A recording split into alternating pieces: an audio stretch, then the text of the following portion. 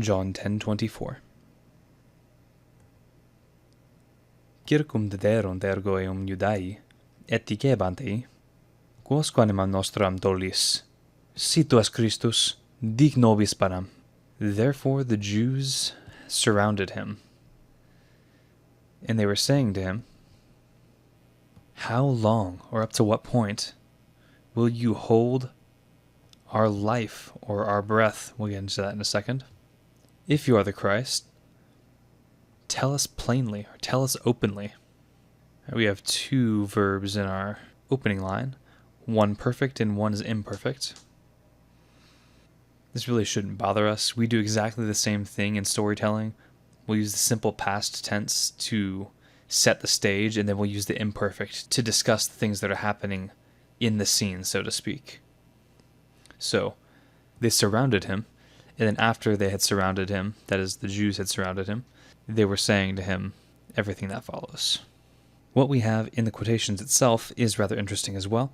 We have quosque, which should be a most familiar adverb to all of you Latinists, famously appearing as the first word, Cicero's first Catilinarian.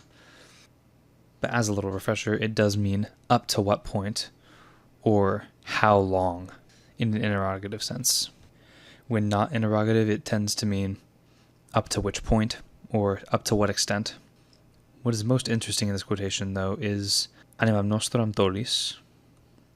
Now, whenever you see something in the Vulgate that feels odd, it is good practice to first ask if it is trying to mimic the Greek.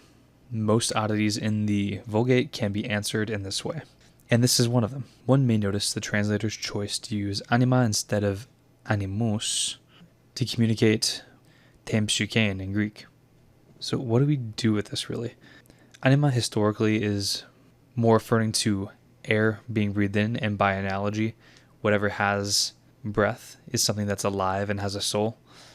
And it's kind of where it goes in later antiquity, but traditionally, animus more strictly refers to the rational soul, and is a closer parallel to psyche. But the translator preferred this word, anima, so that's what we have. However, that doesn't mean we can't offer a reasonable explanation of why. Even in the classical period, anima started to encroach on the lexical domain of animus. It's used by Cicero, it's used by Lucretius in this way.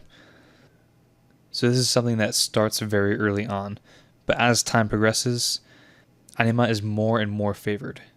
So much, in fact, that the Romance languages by far favor anima as a descendant word. The words for the soul in Italian, Spanish, and Portuguese are respectively l'anima, el alma, and aroma, with the definite article. So we can see, as time went on in colloquial speech, so dominant was anima over animus in communicating the idea of the rational soul that it completely overtook the idea.